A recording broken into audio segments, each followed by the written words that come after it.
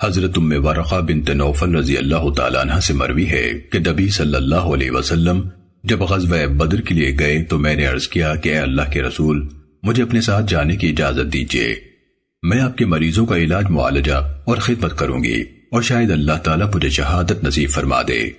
نبی صلی اللہ علیہ وسلم نے فرمایا، تم اپنے گھر ہی میں ٹھہرو، اللہ تعالیٰ تمہیں شہادت کی موت دے گا۔ چنانچہ یہ شہیدہ کے لقب سے پکاری جانے لگی اور اس نے قرآن پاک پڑھا تھا اور نبی صلی اللہ علیہ وسلم سے اپنے گھر میں مؤذن رکھنے کی اجازت طلب کی تو آپ صلی اللہ علیہ وسلم نے اجازت دے دی۔ اس نے ایک غلام اور لونڈی کو مدبر بنایا تھا، یعنی اس کی موت کے بعد آزاد ہوں گے۔ یہ دونوں ایک رات اس کی طرف اٹھے اور ایک چادر سے اس کا منہ بند کر دیا، حتیٰ کہ وہ مر گئی اور خود بھاگ گئے۔ صبح کو حضرت عمر رضی اللہ تعالیٰ عنہ نے لوگوں میں اعلان کیا کہ جسے ان کے بارے میں کچھ علم ہو یا انہیں دیکھا ہو تو انہیں لے آئے۔ چنانچہ ان کے بارے میں حکم دیا اور وہ دونوں سولی چڑھا دیے گئے، اور یہ مدینے میں پہلے آدمی تھے جن کو سولی دی گئی۔ سننے ابو داود حدیث نمبر 591۔ یہ حدیث صحیح ہے۔ جناب عبد الرحمن بن خلاد سے روایت ہے، انہوں نے حضرت ام ورقہ بنت عبداللہ بن حارث رضی اللہ تعالیٰ عنہ سے یہی حدیث بیان کی ہے، اور پہلی روایت زیادہ کامل ہے۔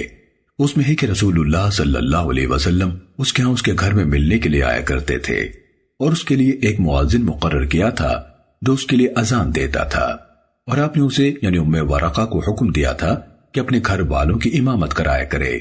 عبد الرحمن کہتے ہیں کہ میں نے اس کے مؤذن کو دیکھا تھا جو بہت بوڑھا تھا۔ سننے ابو داود حدیث نمبر 592۔ یہ حدیث صحیح ہے۔ حضرت عبداللہ بن عمر رضی اللہ تعالیٰ عنہ بیان کرتے ہیں کہ رسول اللہ صلی اللہ علیہ وسلم فرمایا کرتے تھے، 3 شخصوں کی نماز اللہ کے ہاں مقبول نہیں ہوتی۔ ایک وہ شخص جو کسی قوم کے آگے ہو اور وہ اسے ناپسند کرتے ہوں، دوسرا وہ شخص جو نماز کے لیے جماعت نکل جانے کے بعد دیر سے آتا ہو، اور تیسرا وہ شخص جس نے کسی آزاد شخص کو اپنا غلام بنا لیا ہو۔ سننے ابو داود حدیث نمبر 593۔ یہ حدیث ضعیف ہے۔ حضرت ابو ہریرہ رضی اللہ تعالیٰ عنہ سے روایت ہے، انہوں نے کہا کہ رسول اللہ صلی اللہ علیہ وسلم نے فرمایا، فرض نماز ہر مسلمان کے پیچھے واجب ہے، خواہ نیک ہو یا بد، اگرچہ وہ کبائر کا مرتکب ہو۔ سننے ابو داود حدیث نمبر 594۔ یہ حدیث ضعیف ہے۔ سیدنا انس رضی اللہ تعالیٰ عنہ سے مروی ہے کہ نبی صلی اللہ علیہ وسلم نے اپنے سفر غزوہ کے موقع پر حضرت عبداللہ ابن ام مکتوم رضی اللہ تعالیٰ عنہ کو اپنا جانشین بنایا تھا، اور یہی لوگوں کی امامت کراتے تھے، اور یہ نابینا تھے۔ سننے ابو داود حدیث نمبر 595۔ یہ حدیث صحیح ہے۔ جناب ابو عطیہ نے بیان کیا کہ حضرت مالک بن حویرث رضی اللہ تعالیٰ عنہ ہمارے ہاں اسی جگہ جہاں ہم نماز پڑھتے ہیں آیا کرتے تھے۔ چنانچہ نماز کی اقامت کہی گئی تو ہم نے ان سے کہا آگے بڑھیں اور نماز پڑھائیں۔ انہوں نے کہا کوئی اپنا آدمی آگے کرو جو تمہیں نماز پڑھائے۔ میں تمہیں بتاتا ہوں کہ میں اس وقت کیوں نماز نہیں پڑھاتا۔ میں نے رسول اللہ صلی اللہ علیہ وسلم سے سنا ہے، آپ فرما رہے تھے، جو شخص کسی قوم کو ملنے کے لیے جائے تو ان کی امامت نہ کرائے بلکہ انہی میں کا کوئی شخص امامت کروائے۔ سننے ابو داود حدیث نمبر 596۔ یہ حدیث صحیح ہے۔ جناب حمام سے روایت ہے کہ حضرت حذیفہ رضی اللہ تعالیٰ عنہ مدائن میں ایک چبوترے پر کھڑے ہو کر لوگوں کی امامت کرا رہے تھے کہ حضرت ابو مسعود رضی اللہ تعالیٰ عنہ نے ان کو قمیص سے پکڑ کر کھینچ لیا۔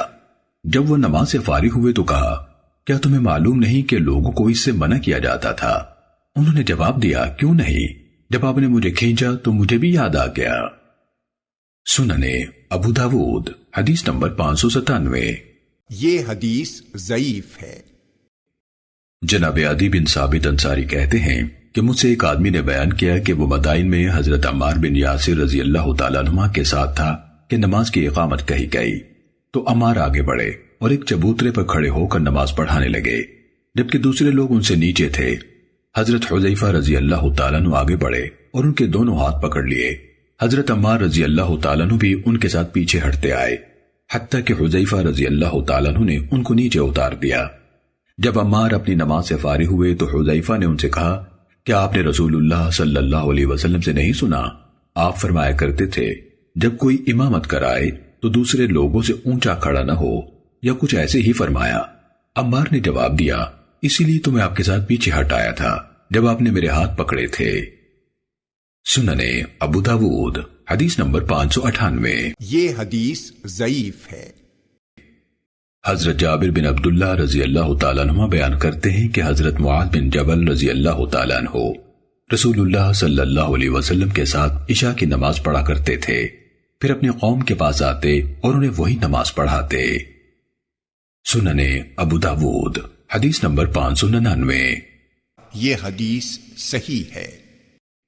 حضرت جابر بن عبداللہ رضی اللہ تعالیٰ عنہ بیان کرتے ہیں کہ حضرت معاذ رضی اللہ تعالیٰ عنہ نبی صلی اللہ علیہ وسلم کے ساتھ نماز پڑھتے اور پھر واپس جا کر اپنی قوم کو امامت کراتے۔